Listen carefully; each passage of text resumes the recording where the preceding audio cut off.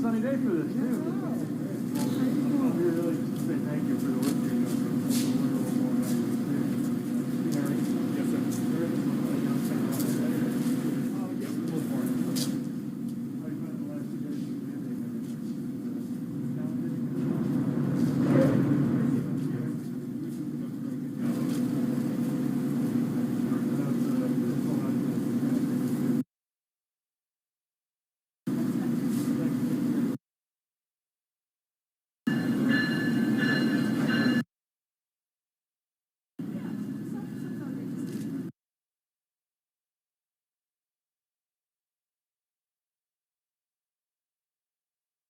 leaders assembled here, VRA, MTA, Mark, Amtrak, WMATA, and the broader field that they represent, is a big thank you to you, to those that you work with and represent, transporting people to critical jobs, making sure that vaccination sites can be reached, providing access to vital community services. And again, the folks that you see here have been on these front lines for many months. As you know, health and safety is the Biden-Harris administration's #1 priority, and therefore also the #1 priority of the Department of Transportation. The science is very clear. Face coverings,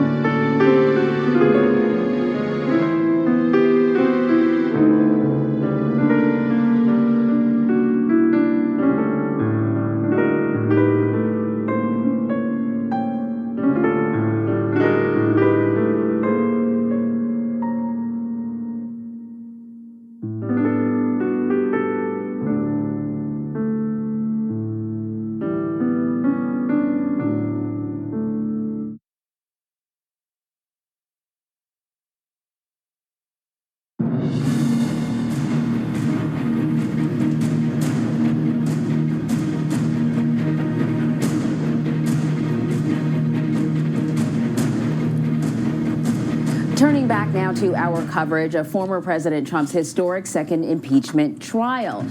Senators will gather later today to consider whether to convict the former president of incitement of insurrection after a mob of his supporters stormed the U.S. Capitol January 6th. Prosecutors argue the former president's attempt to overturn election results is the most grievous constitutional crime. Meanwhile, Mr. Trump's lawyers insist their client is not guilty of the charge.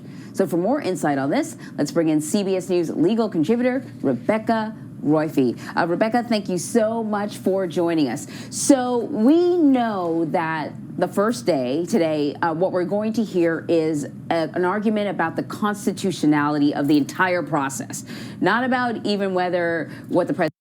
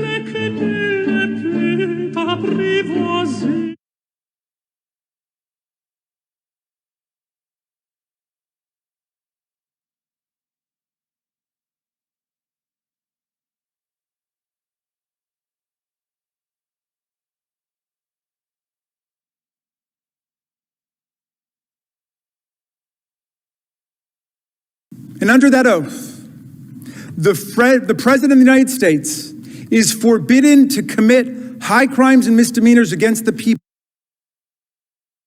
She should be able to say exactly as she feels. And if there were no witness interviews, no hearings, no committee debates, and no real additional the Constitution uses, then why is he not still the president under the Commander-in-Chief clause, for example?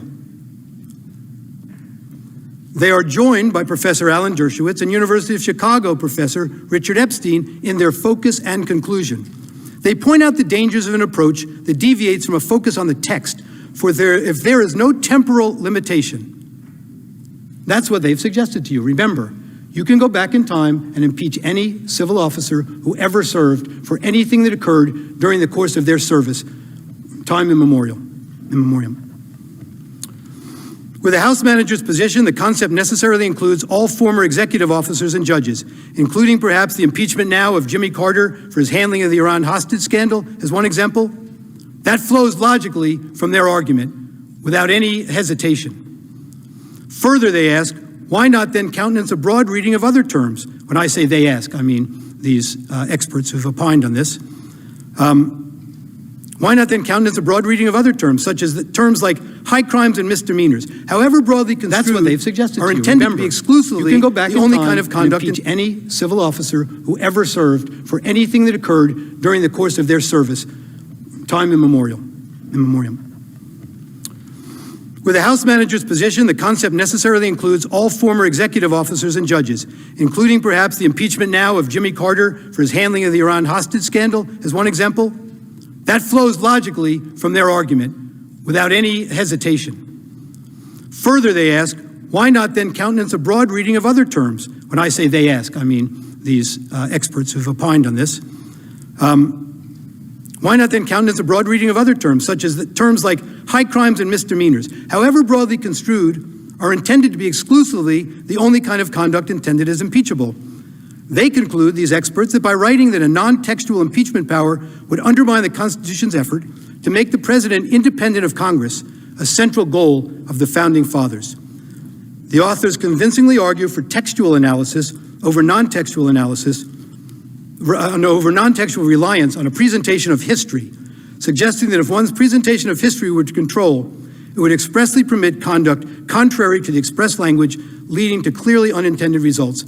I must tell you that I've spoken to Judge Ken Starr at some length over this past week about this, and this textual approach is something he too feels very strongly about. I also happen to be friendly with Chuck Cooper, by the way, who's a fine person. Also happens to be a person who has a strong animus against President Trump. But Chuck Cooper is a fine lawyer and a fine person, as I'm sure our friends from Alabama know. As we already have discussed, the risks to the institution of the presidency and to any and all past officers is limited only by one's imagination.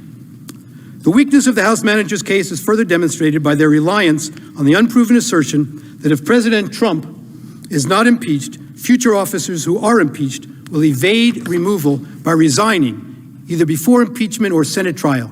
For example, they contend, citing various law professors, that, quote, any official who betrayed the public trust and was impeached could avoid accountability simply by resigning 1 minute before the Senate's final conviction.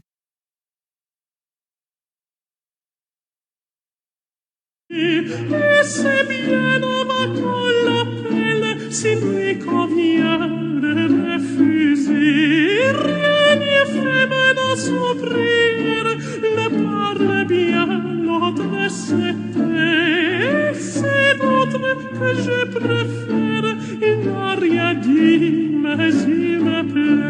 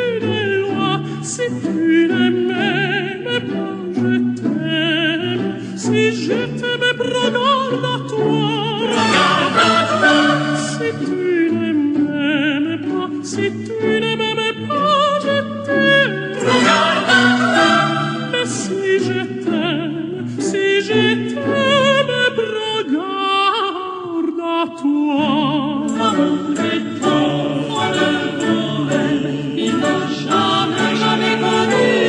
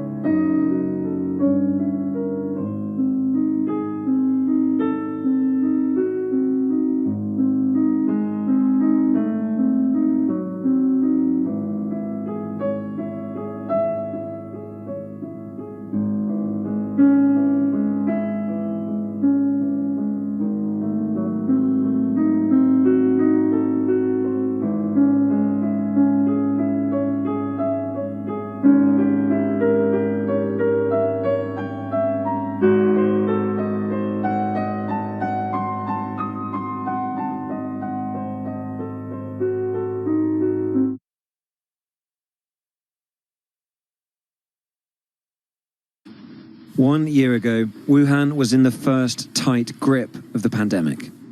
The WHO said they came here with 4 theories about the origins of COVID-19. They'll leave tomorrow with just 3. First, a direct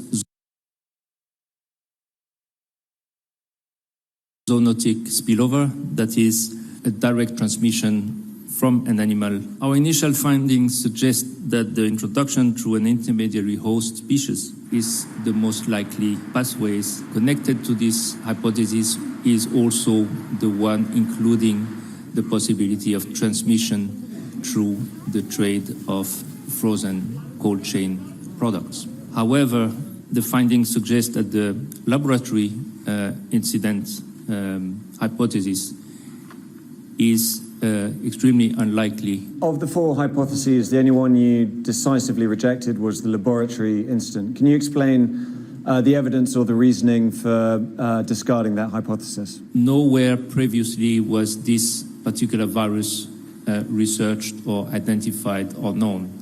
There have been no publication, no reports of this virus or another virus extremely linked or closely linked to this being worked with in any other laboratory in the world. For 2 weeks, the experts have been shuttled around Wuhan in buses as they conducted their investigation. They insisted it had been useful. They visited the Huanan seafood market, where the first big COVID cluster was centered. But this is no longer a smoking gun. Many early reported cases were associated with Huanan Market, indicating that it was one of the focuses of transmission. Nevertheless, transmission was also occurring elsewhere in Wuhan at the same time. And they came here to the Wuhan Institute of Virology. The Trump administration had suggested COVID was the result of a leak from these labs, an idea dismissed by many as a conspiracy theory. Much of the world's attention has focused on this lab, and researchers inside did handle coronaviruses, although they've always rejected the possibility of a leak. The WHO has spoken to them, it agrees with them, and says the world should be looking elsewhere. No photos. Oh, no photos. We were told to look elsewhere too. And no visit. And China has been clear. The WHO investigation here is done. Any further research must take place outside its borders. Tom Cheshire, Sky News, Wuhan.